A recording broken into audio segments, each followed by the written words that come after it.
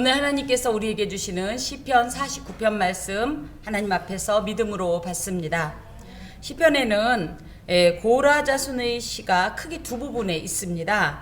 제2권인 42에서 49편 그리고 제3권인 84에서 88편입니다. 그 중에서 이제 86편만 제외가 되는데요. 본시의 표제를 보니까 고라 자손의 시이지요.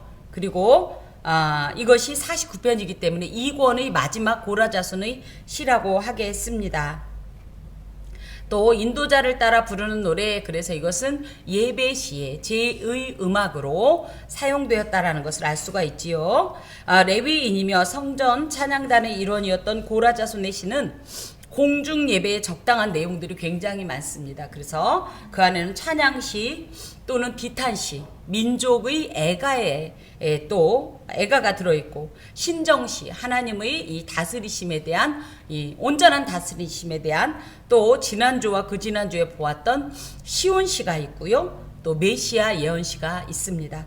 그 중에서 본시는 고라 자손의 시 가운데 유일하게 회중들에게 교훈하는 내용인 이 지혜시의 성격을 가지고 있습니다.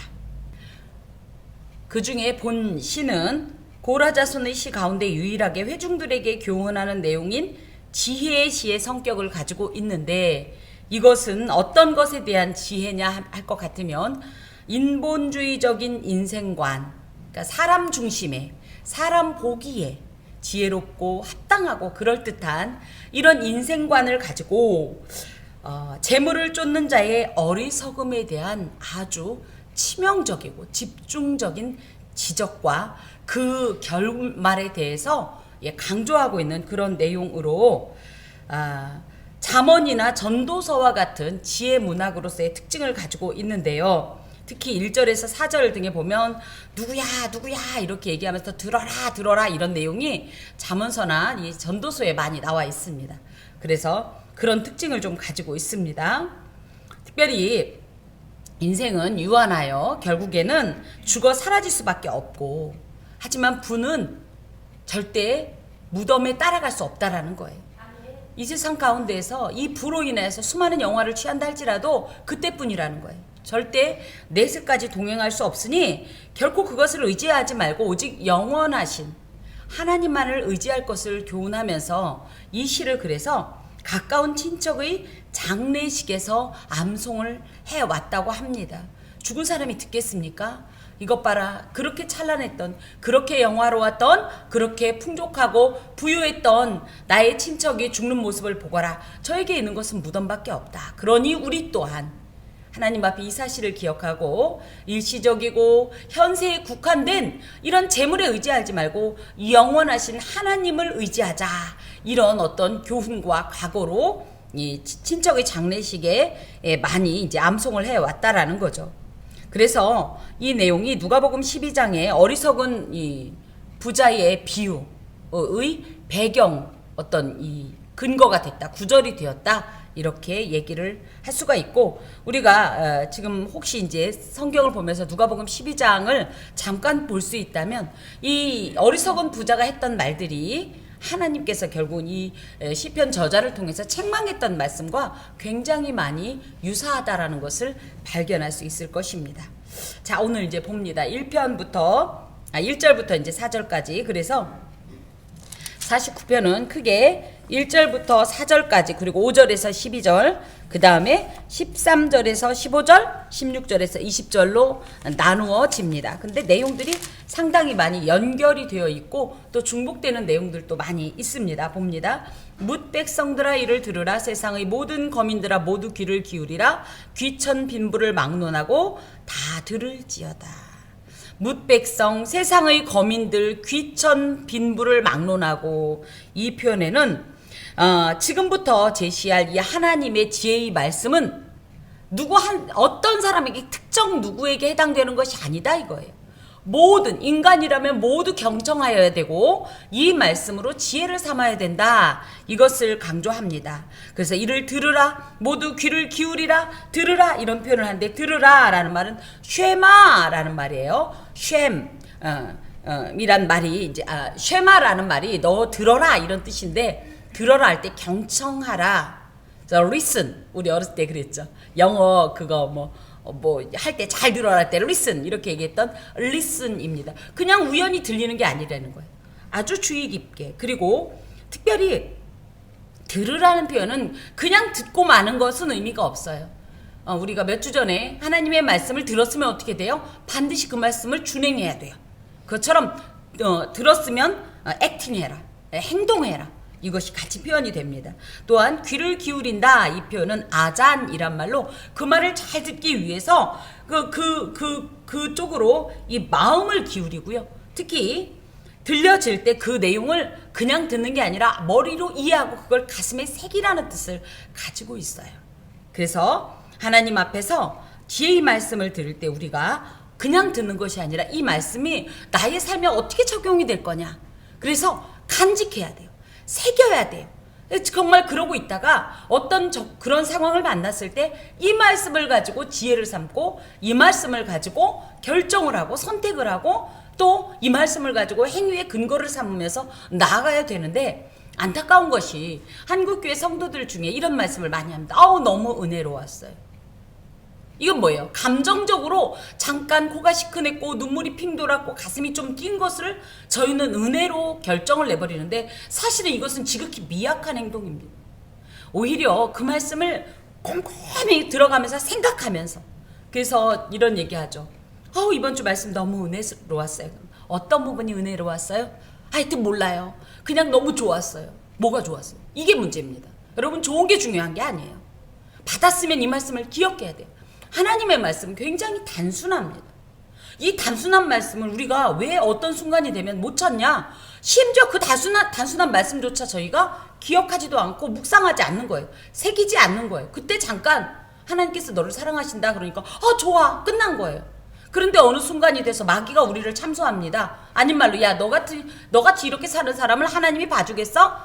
양심이 있어봐라. 그러면 하나님은 당신을 사랑하십니다라는 이 단순한 진리 하지만 이 결정적인 말씀을 놓치고 맞아 내가 봐도 그래 그리고 곧바로 마귀의 손을 잡게 된다는 거죠. 그래서 여러분 하나님의 말씀을 받을 때는 어떻게 받아라? 잘근잘근 씹어서 이 안에 막 쟁여놓아야 돼요. 소위 말하면 비축해야 돼요. 왜? 나의 영적 기근의 날에 이 환난의 날에 고통의 날에 그쵸? 이 혼돈의 날에 이 말씀으로 응대를 하고 이 말씀을 근거로 판단하고 해야 한다라는 거죠. 그러기 위해서 어떻게 해야 돼요? 귀를 기울이고 잘 들어야 돼요. 하나님의 말씀을 받는 이유가 뭐냐? 잘 행동하기 위해서다. 이겁니다.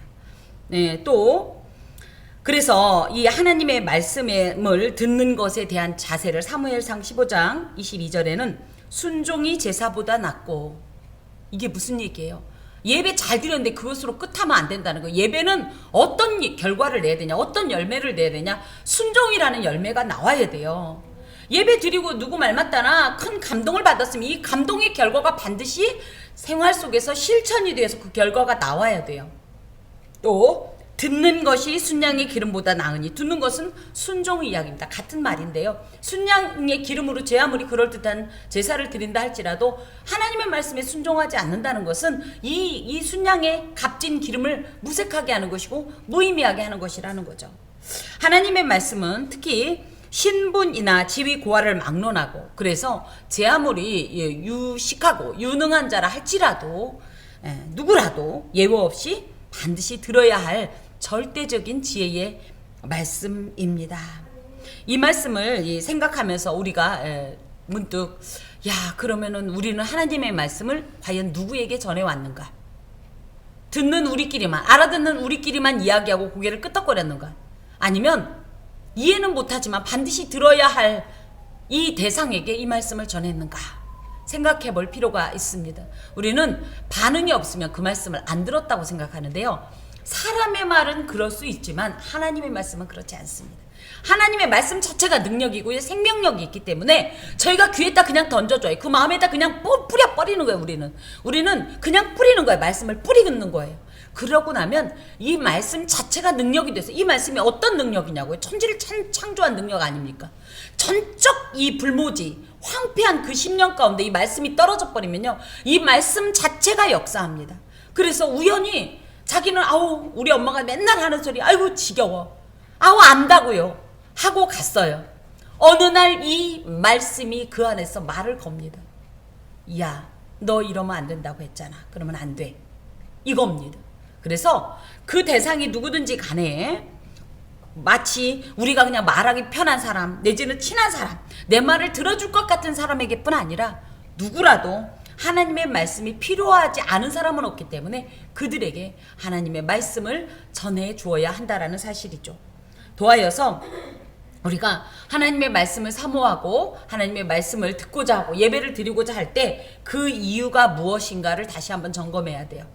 많은 사람들은 위로가 필요합니다. 그래서 위로의 말, 그죠? 일시적으로 내 감정을 조금 살살 달래주는 말에 굉장히 큰 위안을 받고 거기에서 만족하지만 실제적인 하나님의 말씀의 능력은 그런 아주 이 표면적이고 일차원적인 차원이 아닙니다. 내 마음 가장 깊은 곳에 있는 근본적인 문제에 접근하는 말씀이에요. 그만큼 어떻게 보면 어렵기도 합니다. 그만큼 때로는 실감이 되지 않는 것도 사실이에요. 하지만 이 말씀이 실제적으로 내 영혼의 가장 근본적인 그 원인 속에 이 병증과 이 고통과 이 문제의 원인에 접근해서 해결해 준다라는 사실을 생각한다면, 그쵸? 단순히 그냥 아우 이 말씀은 그런 얘기예요. 아우 그 교회 설교는 너무 어려워. 그래서 난 부담스러워. 하지만 어떻다? 그것이 하나님의 말씀이거든. 여러분 귀를 기울여야 돼요. 경청하고 또한 그 말씀을 붙잡고 살려고 몸부림치면서 살아갈 때 하나님께서 그 말씀을 통해서 우리에게 알게 하십니다. 생활 속에서 그 말씀이 문득 일어나서 그 역사를 이루는 걸 많이 발견하게 될 것입니다. 그래서 예배할 땐 정말로 적극적이고 그냥 오늘은 피곤해 대충 듣고 그냥 지나가지 뭐.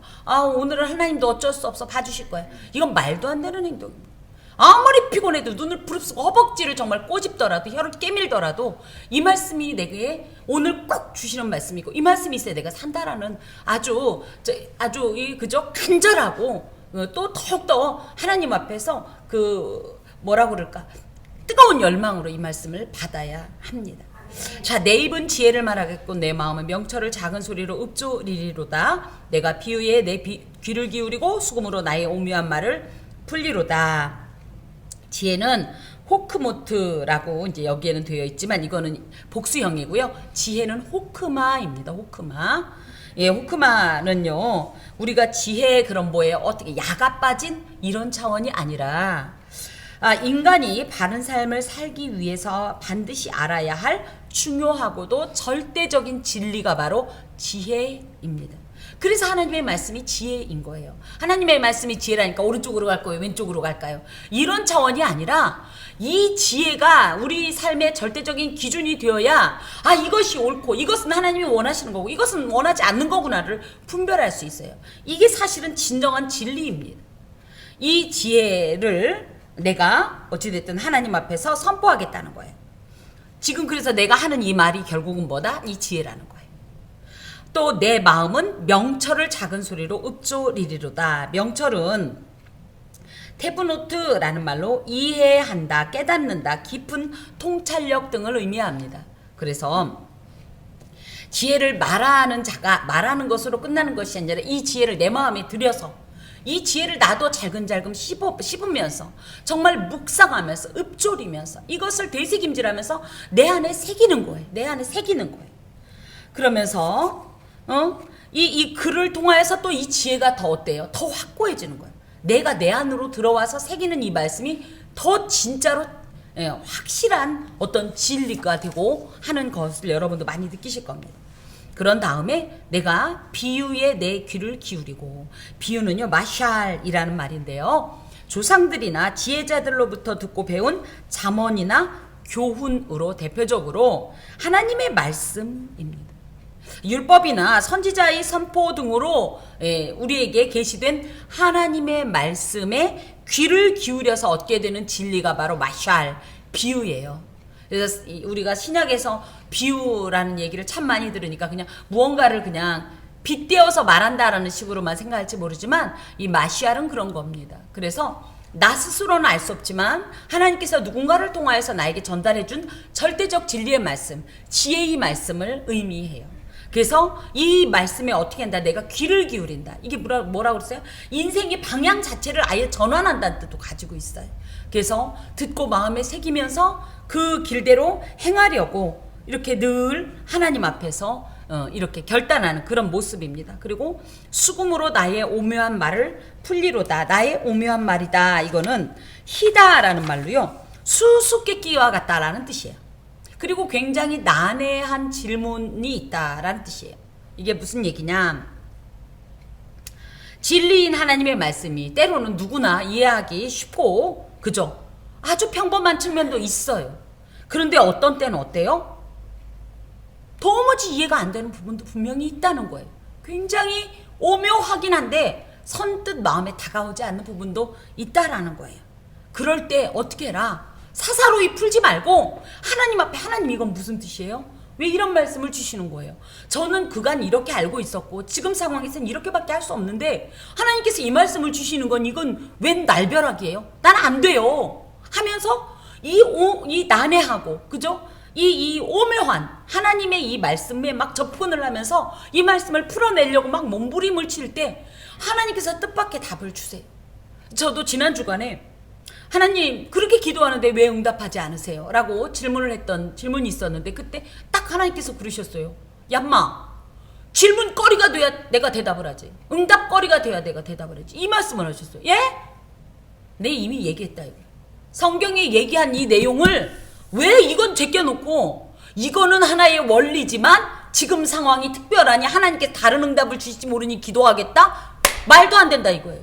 당신이 이러는 거예요. 내가 정한 원리를 더 넘어서면 나는 진리의 선포자가 아니고 진리 자체가 아니다. 그럼 변하는 거잖아. 안 돼. 당신은 당신의 원리를 넘지 않는다는 거예요. 이게 갇힌다는 뜻이 아니라 이건 절대적인 진리고 그죠? 모든 것에 대해 적용되어지는 아주 그야말로 유일한 기준이기 때문에 그게 흔들리면 다 흔들려 버린다는 거예요. 그 말씀을 듣고 제가 깜짝 놀랐습니다. 나도 원리는 이렇습니다 라고 얘기해놓고 하나님께서 또 다른 말씀을 하시고 발람처럼 뻔히 알면서 뻔히 하나님의 응답을 알면서도 혹시 다른 말씀 하실지 모르니까 기다려봐 이런 행동을 했더니 왜 대답 안 하셨습니까? 내가 거기에 이미 대답했는데 무슨 대답이 또 필요해요? 이렇게 이미 하지 말라고 했는 거를 여기 와서 하라고 그러면 이게 어떻게 되겠니? 이게 진리냐?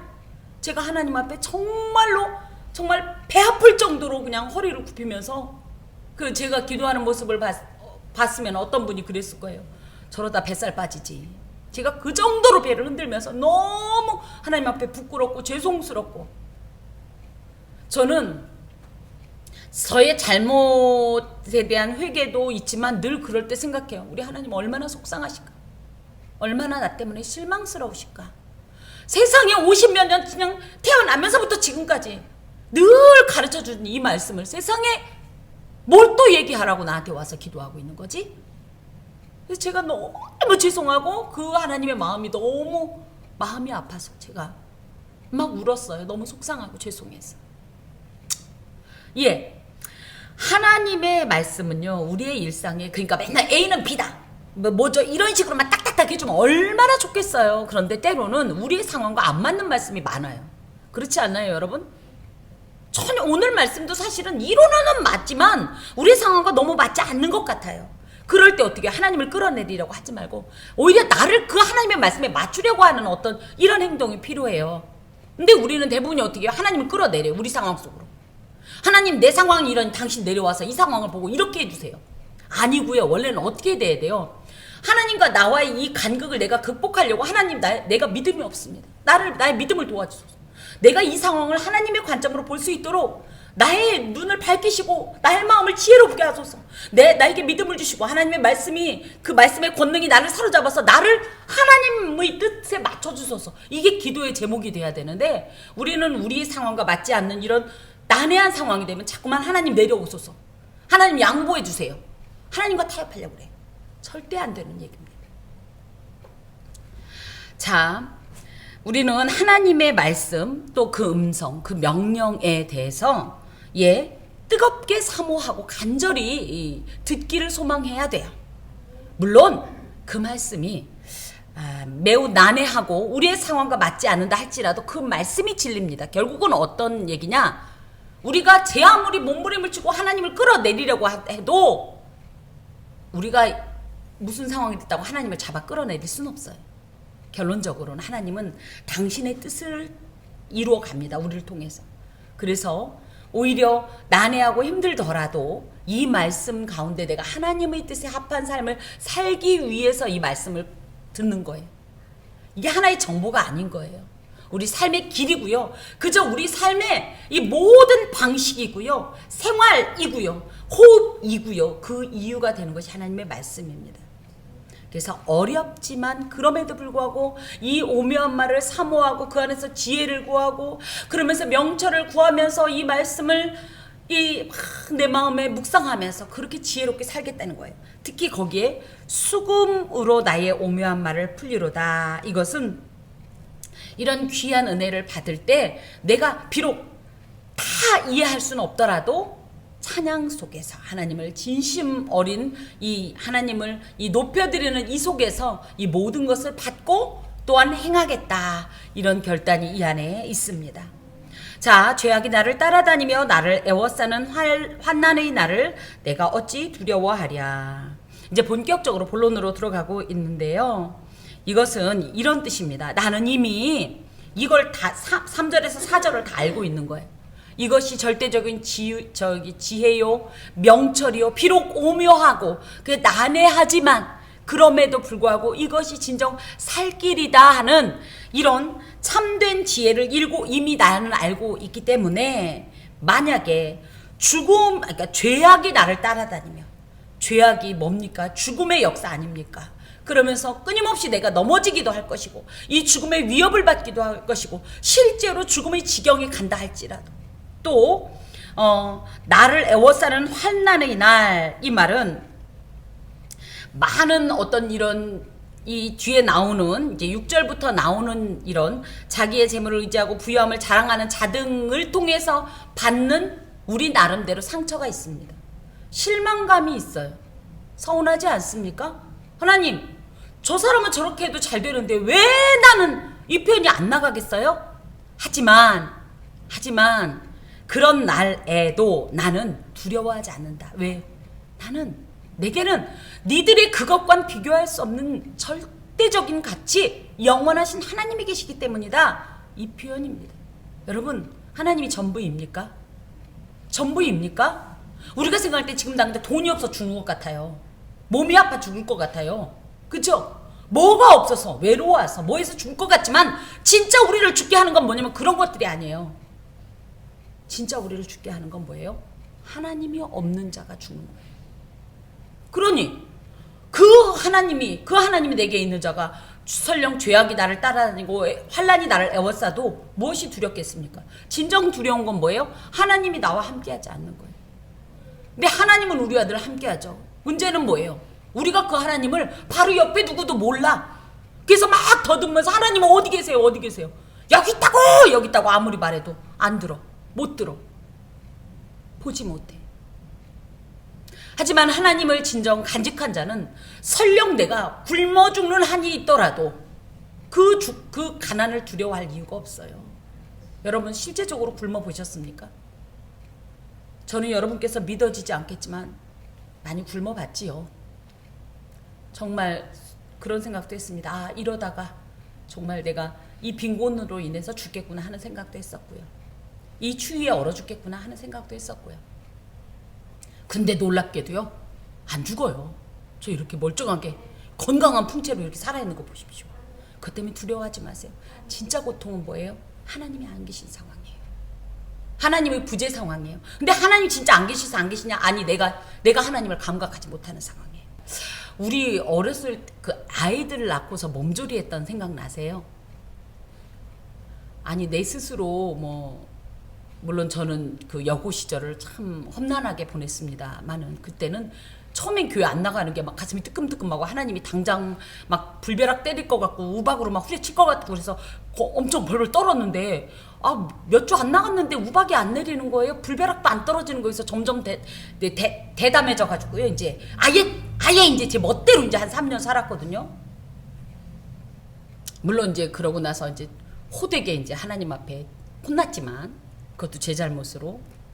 그리고 나선 한 번도 하나님 떠나지 않았다가 예배를 못 드리는 상황이 없다가 아이를 낳았는데 이거는 갈 수가 없는 거예요. 제가 또 이 한겨울에 아이를 낳지 않았습니까? 너무너무 예배가 사모가 되는 거예요. 너무너무. 그래서 하루하루를 셌습니다. 언제쯤이면 예배를 드리러 갈 수 있을까? 언제쯤이면. 그래서 제가 아이를 한겨울에 낳았는데 만 4주가 되는 주일에 아기를 그 세상에 4kg, 저희 아이를 한 달을 키웠더니 3.3kg였어요. 그 나이가. 그 아이를 안고 교회를 갔습니다. 살 것 같은 거야. 아직 모르는 거죠. 하나님이 없는 상황이 얼마나 두렵고 막막하고 절망적인지. 하지만 그렇지 않은 우리는 무엇 하나 두려울 게 없어요. 예, 안 겪어봤으니까 무서운 거예요. 내가 그 절망적인 상황까지 안 내려가 봤으니까 거기까지 갈까봐 무섭지만 말이에요. 놀랍게도요. 물에 빠지는 사람도요. 물에 쑥 내려갔을 때 무서운 건 뭐예요? 어디가 끝인지 몰라서 무서운 건데 아예 끝을 닿으면요. 그때는 박차가 올라올 수 있어요. 그래서 그 끝을 경험한 사람은 이제 더 이상 안 무서운 거예요. 그래서 소위 말하면 여자는 약하지만 엄마가 강한 이유가 뭐예요? 우리는 고통의 극한을 경험한 사람들이에요. 그러니까 그렇게 얘기하는 거예요. 저도 늘 그 얘기 한다니까요. 내가 애도 낳았는데 이까짓 거 내가 못해? 그 얘기를 하는 거예요. 그러므로 우리는 두려워하지 않아도 됩니다. 두려워할 이유가 없습니다. 자, 자기의 재물을 의지하고 부유함을 자랑하는 자는 아무도 자기의 형제를 구원하지 못하며 그를 위한 속전을 하나님께 바치지도 못할 것은. 그래서 자기의 재물을 의지하고 부유함을 자랑하는 자, 이런 사람은 너무나 안타까운 결과가 두 가지가 있다라는 거예요. 첫 번째, 자기 형제를 구원하지 못하고, 두 번째, 그를 위한 속전을 하나님께도 바치지 못한다는 거죠. 그러면 이 사람이 누구냐 할 때 재물을 의지한다, 즉 자신이 가진 물질을 의지한다라는 말, 의지라는 말은 빠따흐라는 말로 예를 들어 이렇게 넘어지는데 그냥 맨바닥에 넘어지면 우리 팍 넘어져요? 맨정신으로? 못 넘어지죠. 왜요? 다칠까봐.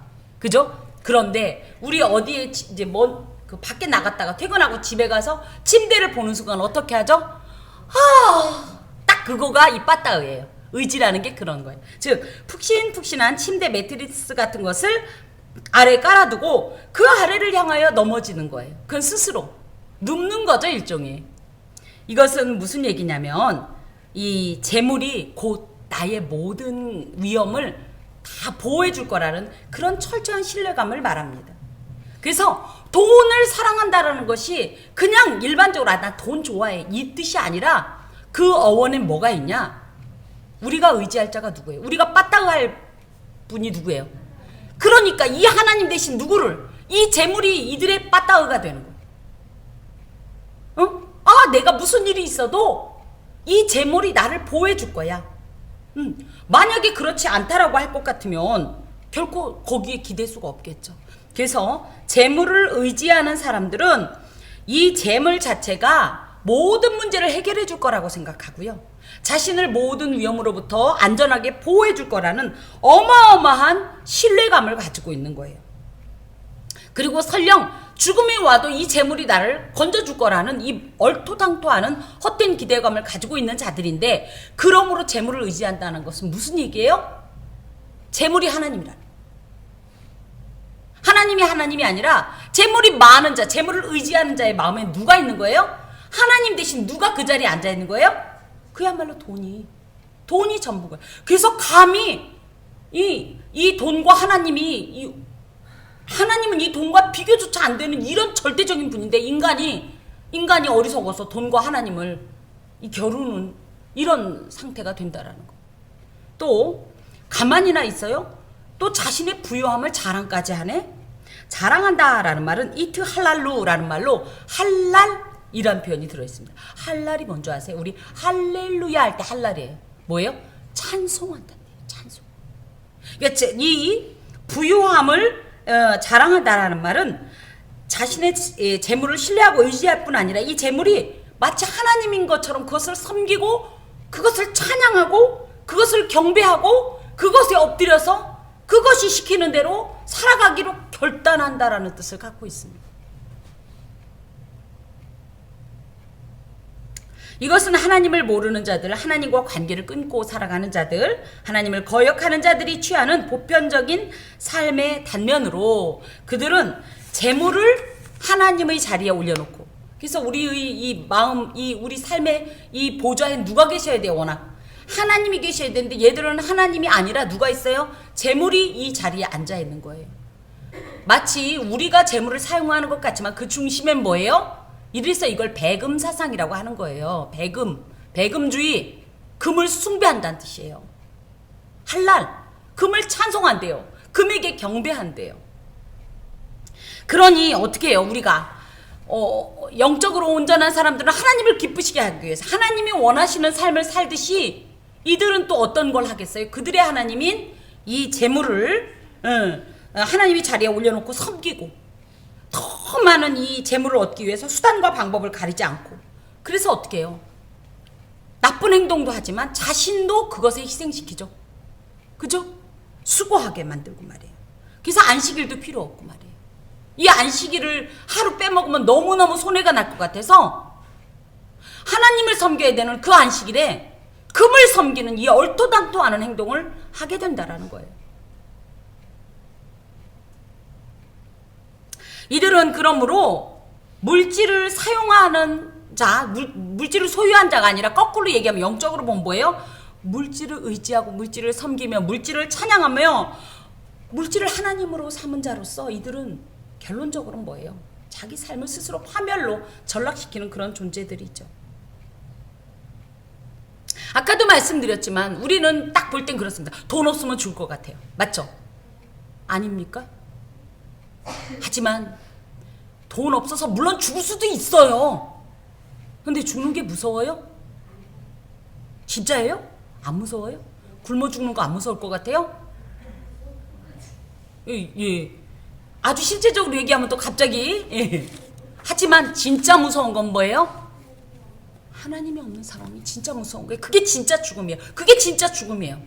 돈 없어서 죽을 수 있어요. 그래요, 굶어 죽을 수 있어요. 아닌 말로. 하지만 진짜 무서운 건 뭐예요? 하나님이 없어서 죽는 것이 진짜 무서워. 그게 진짜 죽음이에요. 그런 사람들이 절대 할 수 없는 것이 뭐냐면 자기의 형제를 구원하지 못하며, 이 구원한다라는 표현은 이제 갚는다, 변상한다, 뭐 이런 뜻을 갖고 있어요. 상해를 입힌 것에 대한 변상으로 마땅히 치러야 할 형벌 대신에 다른 것으로 지불하는 것, 그것으로 인한 결과가 구원이에요. 이게 무슨 얘기냐? 그 형제를 구원하려면 돈을 내야 돼요. 그죠? 근데 이 돈이 하나님 앞에서 그 먹히냐는 얘기예요. 또 한 가지, 생명의 값이 뒤에도 나오지만 그들이 생명을 속량하는 값이 너무 엄청나서 제 아무리 많은 은금이 있어도 이걸로 생명의 값을 변상할 수가 없어요. 이 생명의 값은 어느 정도냐? 천하보다 더 귀하다고 하나님께서 성경에 말씀하셨기 때문이에요. 제 아무리 재물이 많아도 천하보다 더 재물이 많은 사람은 없어요. 하나님만 그만큼 있어요. 그러니 얼마 되지도 않은 이 재물을 가지고 감히 이 생명을 속량하려고 해? 속전을 내려고 해? 말도 안 된다는 거예요. 또 그를 위한 속전을 하나님께도 바치지 못할 것은, 이 속전이라는 표현이 이제 계속 나오고 있는데, 이 속전은 코페르라는 뜻이에요. 코페르, 무언가를 덮다, 지불하다. 무언가를 대신하여 지불하는 값으로 무엇을 대신하여? 죽음을 대신하여. 돈을 지불하면 생명을 얻는다는 뜻인데 그게 가능하냔 말이에요. 원리적으로도 안 통하는 말이죠. 이런 유대인의 이 격언이 있다고 합니다. 죽음은 뇌물을 받지 않는다. 무슨 얘기예요? 생명의 속전은 생명으로밖에 안 되는 겁니다. 어떤 은금 재물을 주어도 이 생명의 값에 미치지 못하기 때문이에요. 이것은 종합적으로 얘기하면 그토록 사랑하고 자랑하고 의지하던 재물도 죽음의 순간에 아무 쓸모가 없는 거예요. 아닌 말로 내가 갑부여가지고 금으로 관을 장식한들, 아니 관을 금으로 짠들, 아니 거꾸로지. 그렇게 되면 어떤 일이 있어요? 밀수꾼들이 다 파헤치죠. 그래서 우리나라 왕릉 제대로 된 거 별로 없잖아요. 응. 거기 안에 수많은 금은 보화를 끌고 간들 오히려 편히 잠들지도 못해요.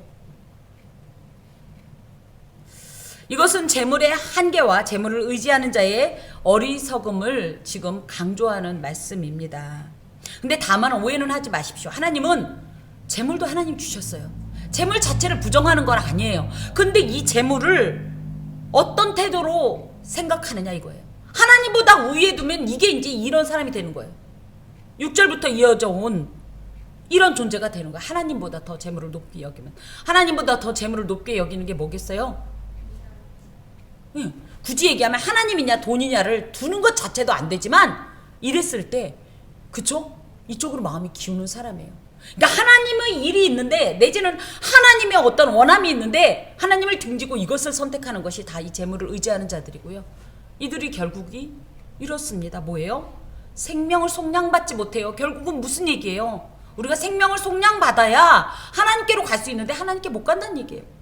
아니 돈 사랑하다 지옥 가면 얼마나 억울해요. 근데 사람들이 이걸 몰라요. 그래서 지금도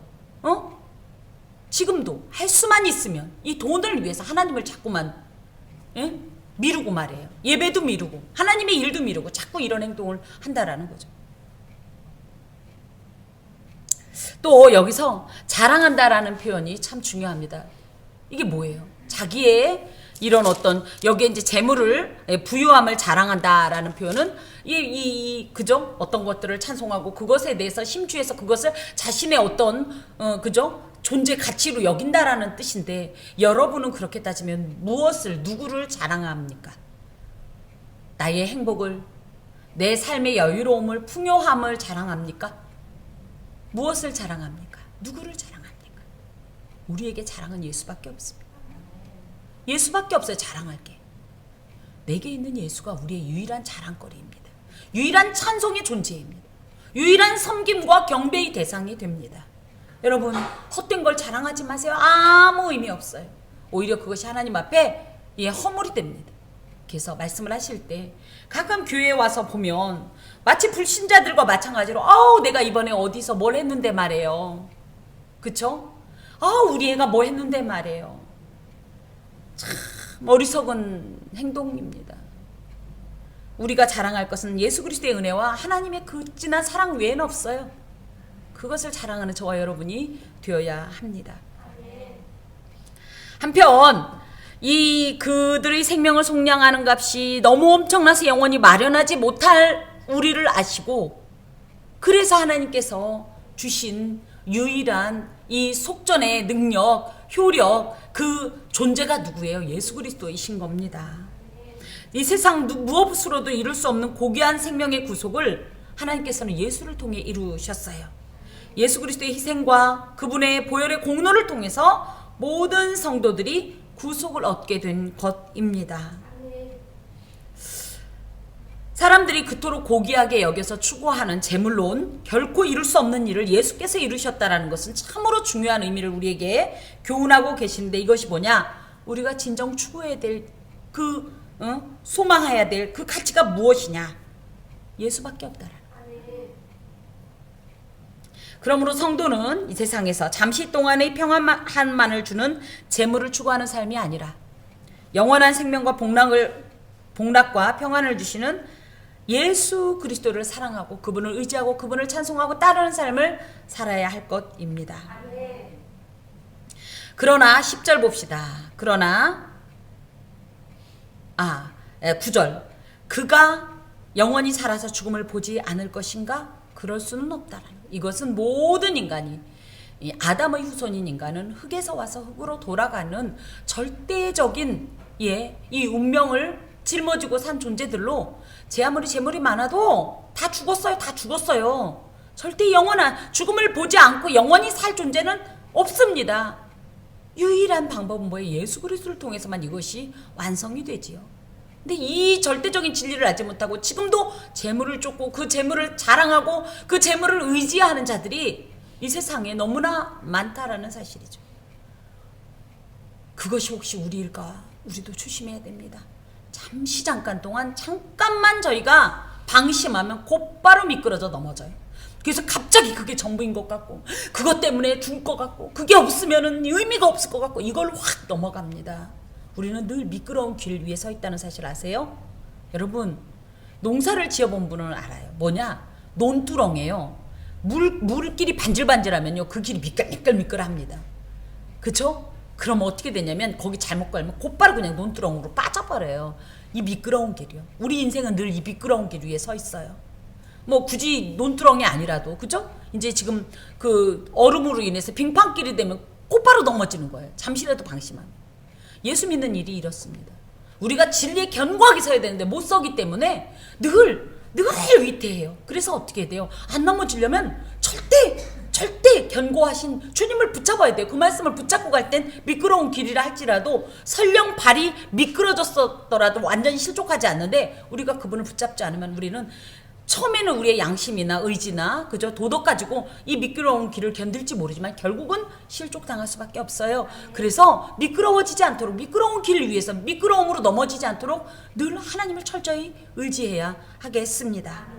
자, 그러나 그는 지혜 있는 자도 죽고 어리석고 무지한 자도 함께 망하며 그들의 재물은 남에게 남겨두고 떠나는 것을 보게 되리로다. 결국은 뭐예요? 세상 하나님 없이 자기 스스로 지혜롭다고 자랑하던 자도 또 만약에 하나님이 계셔서 하나님을 신뢰하는 자도 결국 우리 인생의 종착역은 뭡니까? 죽음이에요. 어리석은 자도 무지한 자도 많이 부유했던 자도 가난한 자도 모두 어떻게 돼요? 떠나요. 무덤을 향할 수밖에 없어요. 아담의 후손인 인생에게 죽지 않는 것은 불가능한 일입니다. 이것은 인간이 얼마나 허무하며 유약하고 유한적인 존재인가를 나타내는 말씀이에요. 그런데 이럴 때 사람들은 이 물질이 우리를 구원해 줄 거라는 헛된 기대감을 가지고 이 물질에 집착을 하는데 아까도 말씀드렸지만 그 어떤 것도 우리의 영원한 소유가 되지 못합니다. 여러분 혹시 장례식에 가보시나요? 염하는 거 보셨어요? 입관할 때 뭘 그렇게 들고 갑니까? 예전에는 우리가 입관할 때 그 안에 성경책도 막 넣어주는데요. 물론 그건 그냥 상징적인 거긴 했지만 요즘 그런 거 못 넣게 합니다. 뭐 탈 때 뭐가 안 좋대요? 뭐 몇천 돈인데 그게 무슨 상관인지 모르지만 그렇습니다. 아무것도 못 갖고 가요. 딱 수의만 정해진 수의만 입혀서 들어갑니다. 그러나 그들의 속생각에 그들의 집은 영원히 있고 그들의 거처는 대대에 이르리라 하여 그들의 토지를 자기 이름으로 부르도다. 이게 무슨 얘기냐면요. 재물을 의지하는 사람들은 이 자신이 소유한 많은 재산들과 또 자신이 기거하는 화려한 집에서 영원토록 살 수 있을 거라고 생각해놓고 이 부동산을 자기 이름으로 등기해놓고 여기 나오잖아요. 그대로 그들의 토지를 자기 이름으로 부르는도다. 그대로 등기해놓고 그것으로 인하여서 난 다 됐어 이제. 이제부터 시작이야. 불행 끝 행복 시작이야. 요 내용이 어디에 나온 거? 어리석은 부자가 딱 그거 하는 거잖아요. 내 영혼아 먹을 거 잔뜩 해놨으니까 실컷 먹고 이제부터 즐기자. 이 생명의 연한이 닫은 것을 알지 못하는 거죠. 그러나 그들이 불행하게도 최종적으로 거할 거처가 어둡고 차디찬 땅 아래에 인간이 눕는 이 무덤이 들어가는 그 평이 한 평 정도 된대요. 그거를 알지 못하고 이 재물이 우리를 만족시켜 줄 줄 알고 이 재물이 무슨 큰일 하는 줄 알고 그것을 의지한다라는 거예요. 사람은 존귀하나 무슨 얘기예요? 사람은 존귀한 존재로 지음받았어요. 누가? 하나님께서 태초에 지으실 때 우리는 각별하게 따로 그래서 창세기 2장에 보면요. 1장은 전반적인 하나님의 창조 사역이 나와 있고 창세기 2장에는요. 인간을 빚은 얘기를 새롭게 더하십니다. 그만큼 각별하게 생각한 거예요. 심지어 어떤 역사가 있었어요? 어떤 피조물과도 하나님은 대화하고 교제할 마음이 없어요. 근데 하나님께서 당신의 형상을 빌어서 넌 이제부터 나와 교제하자. 그래서 당신의 인격도 주시고 당신이 당신만 사용할 수 있는 자유의지도 주시고 말이에요. 이것을 인간이 악하게 사용해서 그렇지 하나님께서 너무 우리를 사랑하셔서 좋은 걸 다 주셨단 말이에요. 네 스스로 나를 섬겨라. 나는 로봇처럼 버튼 누르면 삐리삐리하고 찬송하는 그걸 원하지 않는다. 진정으로 네가 나의 사랑을 느끼고 네가 진정으로 은혜의 이 감동에 겹어서 나를 찬양하는 걸 원한다. 그렇게 존귀한 자로 주셨죠. 인간이 뭐가 강합니까? 그래서 얼마 전에도 제가 잠깐 봤는데 곰한테, 요즘 곰이 그렇게 아주 기승을 부리더라고요. 동물한테 얼마나 당해요. 작은 그 뱀한테도 당하면 죽는 게 인간 아니에요? 벌레한테 물려도 죽어요? 심지어 코로나가 보여요, 안 보여요? 배지도 않는, 정말 뭐 같지도 않은, 먼지 같지도 못한 그런 거에 때문에 당해서 죽는 게 인간이에요. 그런데 다만 인간이 존귀한 이유가 뭐예요? 하나님께서 그렇게 존귀한 자로 빚으셨어요. 그러면서 이것을 다스리라, 다스릴 지혜를 주시고 권위를 주셨어요. 개보다 사람이 약해요. 개한테 물려 죽잖아요. 그런데도 개의 눈을 똑바로 쳐다보고 사람이 눈이 막 이러면 개가 약간 눈빛이 흔들려요. 전 그때 생각합니다. 이거는 하나님께서 우리에게 특별히 주신 어떤 권위다. 그죠? 이 카리스마인 거예요. 그렇게 존귀한 존재로 지음을 받았지만 인간에게 아주 치명적인 결점이 있으니 뭐예요? 장구하지 못하다. 같은 피조물 중에 장구한 것이 뭐가 있겠어요? 바위 봐요, 바위. 죽어요? 그죠? 우린 나무보다도 오래 못 살아요. 우리가 가짜게 보는 나무. 그죠? 뭐 웬만한 동물들 뭐 인간보다 더 오래 사는 거 많아요. 인간은 이렇게 너무너무 존엄하지만 분명한 한계를 가진 이런 존재로서 언젠가는 죽을 수밖에 없는 그런 존재인데요. 그것을 지혜를 주신 하나님 앞에서 보면 발견이 돼요. 그래서 우리가 그러는 거잖아요. 에휴, 뭐 이렇게 지금 이렇게 영화를 누린들 뭐 하겠나. 죽음 앞에서 하나님이 없으면 무슨 소용이 있나. 그죠? 저희는 그렇기 때문에 지금 현재의 영화나 지금 현재의 어떤 쾌락이나 만족을 가볍게 여겨요. 그죠? 그것에 막 몰입하지 않아요. 이게 지혜예요. 이게 인간이 하나님께서 주신 존엄함이에요. 이걸 알라라는 거예요. 그런데 그걸 알지 못해요. 그래서 어떻게 해요? 꼭 동물처럼 먹고 마시고 그냥 즐기는 것에 취해갖고. 누구 말 맞다나 돼지가 곧 조금 있다가 도살장에 끌려가도 밥 주면 맛있다고 꿀꿀거리고 먹잖아요. 제가 돼지는 확실히 그러는 거 봤어요. 돼지는 조금 있다가 이제 팔려가도 몰라요. 막 밥 먹어요. 근데 소는 희한해. 소는 경험해보셨는지 모르지만 소는요, 소가 우리가 하는 얘기를 들었는지 어쨌는지 그날 아침에 밥도 안 먹고 우울 때도 예전에 막 이랬다면 막 이러고 눈에 눈물이 줄줄 흘러요. 그래서 그때 저희가 어린 시절에 저희 어머님이 그랬어. 얘가 우리 말을 알아들었나? 소장사가 오는 걸 어떻게 알지? 뭐 소가 대단하다는 건 아니고 어렸을 때 일화를 말씀드리자면, 근데 뭐 인간이요, 만약에 곧 죽을 건지도 알지 못하고 지금 당장 맛있다고 먹고 즐기고 한다면 누구와 똑같은 거예요? 꿀꿀이 돼지하고 무슨 차이가 있냐, 그 얘기예요. 지금 사람은 존귀하게 지어졌어요. 하나님의 지혜를 담을 만해요. 지혜도 주셨어요. 그 안에서 무엇을 발견했어야 돼요? 내가 장구하지 못하다는 거를 스스로 이 실존을 발견했어야 돼요. 그리고 그걸 위해서 어떻게 돼요? 내가 이 하나님 앞에서 유한한 존재지만 이 영원하신 하나님 앞에 연합할 때 어떤 삶을 누리는지를 알게 하려고 했으나 그것을 인정하지 않고 꼭 금방 죽는데도 맛있는 거 줬다고 꿀꿀거리는 돼지와 똑같은 존재라고 할 것 같으면 지금 그런 얘기입니다.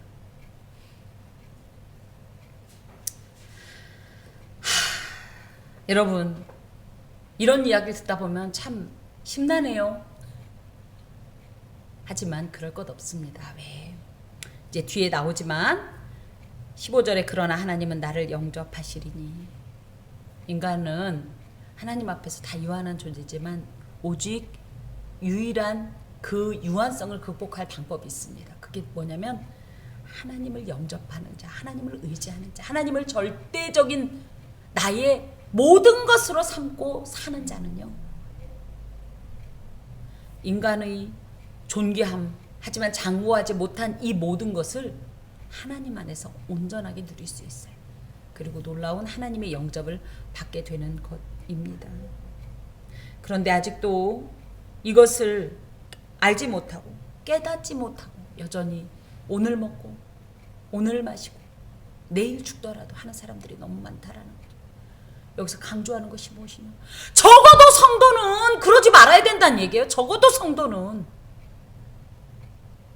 그런데 신앙 안에서도 저희가 얼마나 많은 물질에 현혹되고 있는 것에 매이고 없는 것에 비참해하면서 울고 합니까? 성도가 바라볼 건 지금 잠깐의 과정이 아니에요. 우리가 바라볼 건 뭐예요?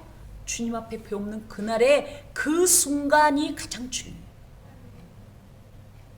지금 힘에 겪고 지금 너무 낙심되고 절망적이다 할지라도 어찌됐든 우리가 하나님 안에 살게 됐을 때 주님을 만나 배우는 그날에 이 모든 시름과 이 모든 애통과 근심과 상처는요 일시에 다 치유가 되고요 회복이 되고요 하나님의 영원한 세계로 연합하고 입성하는 겁니다. 우리가 이거 보고 사는 거예요. 지금 잠깐 이게 중요한 게 아니에요.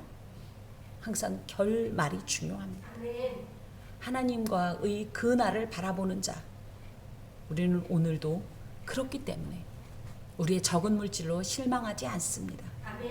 우리의 일시적인 환난과 곤고와 이 비참함으로 낭망하고 절망하지 않습니다. 하나님이 시퍼렇게 살아계시기 때문입니다.